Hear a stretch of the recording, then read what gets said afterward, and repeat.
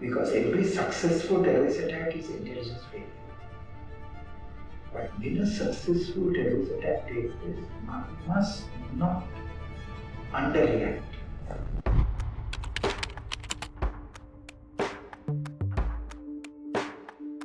The search is underway for those who are behind these evil acts. I've directed the full resources of our intelligence and law enforcement communities to find those responsible and to bring them to justice. We will make no distinction between the terrorists who committed these acts and those who harbor them. I wrote 1 month before 9/11, the cover page of Jane's Intelligence Review, article titled "Cutting Al-Qaeda Down to Size," because I realized that the world wasn't paying so much of attention to a lethal terrorist group that had, before 9/11, mounted an attack against American warship called USS Cole in the Gulf in Yemen, and also attacked the US embassies in Kenya and Tanzania. And the American response was insufficient to deter Al-Qaeda because these are groups that are driven by fanaticism. With the dawn of the 21st century,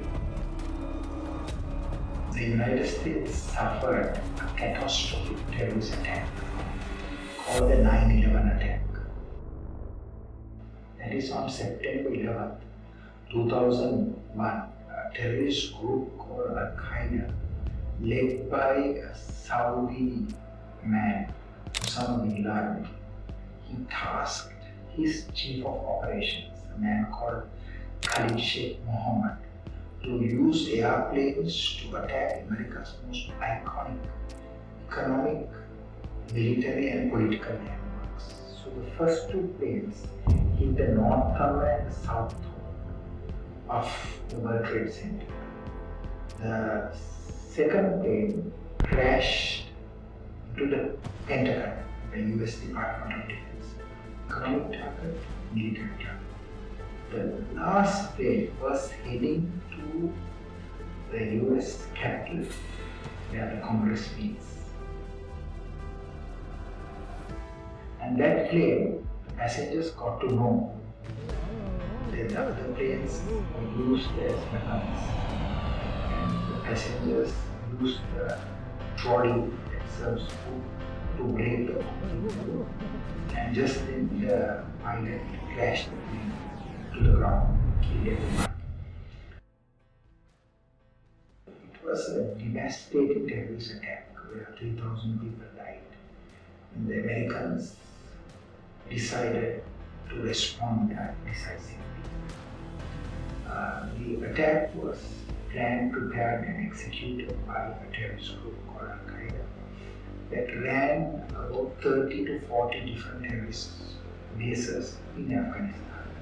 And Taliban hosted those bases.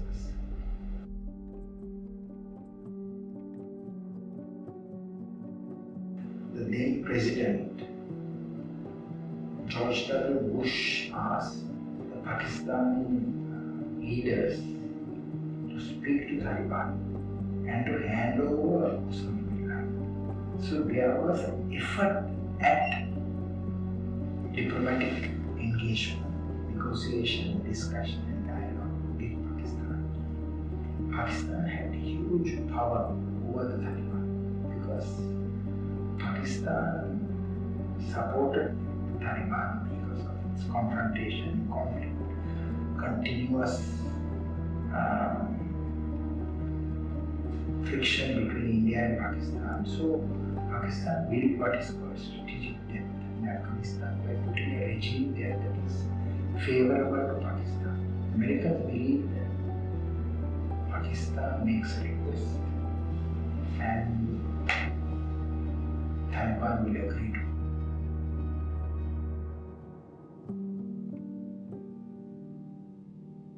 But Taliban decided not to give Bin Laden because Taliban believed that Bin Laden is a brother and wanted to keeping in Afghanistan as their guests. They have a code called Pashtun Wali, where you give refuge to anyone who wants protection. But Taliban didn't understand that Bin Laden had used Afghan soil to mount an attack, a devastating terrorist attack in another country. So that is where the Taliban failed, and as a result, Taliban paid a very heavy price for it.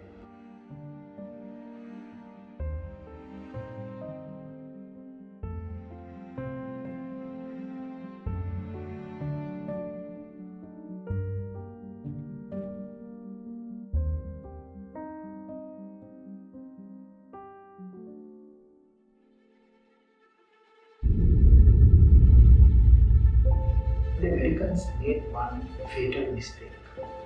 In 2003, the United States, also under the program of war against terrorism, invaded Iraq, which was a fatal mistake in my view. I had written an article for International Herald Tribune, it was published also in New York Times, saying that there is no evidence between Saddam Hussein and Al-Qaeda, and it is essential that the Americans do not go to Iraq. But once the Americans went to Iraq, the US lost its credibility, and that gave birth immediately to a group called ISIS or Islamic State. When governments review threats, they must be 100% accurate. They can't make a mistake. The Americans made a huge mistake. Millions of people were killed or injured and maimed in Iraq. And the threat spread globally after that because of the birth of ISIS.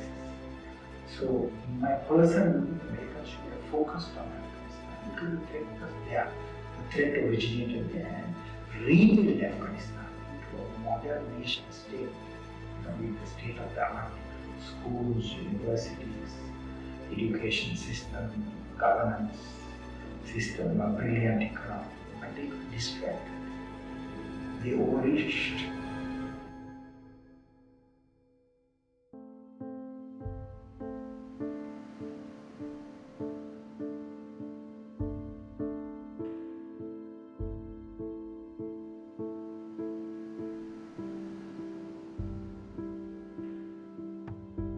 So I would say that 9/11 is a very important lesson for the world.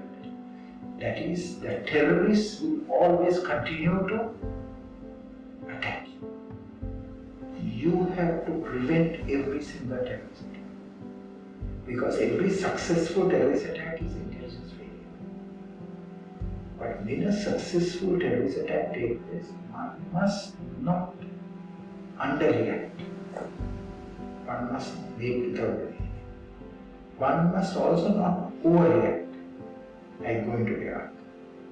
One must give an appropriate response to dismantle the threat groups and to shape the outcome where your response does not cascade and create a bigger monster. So 9/11 serves as a model lesson for the international community, especially for the international security and intelligence community. How to fight terrorism and how not to fight it.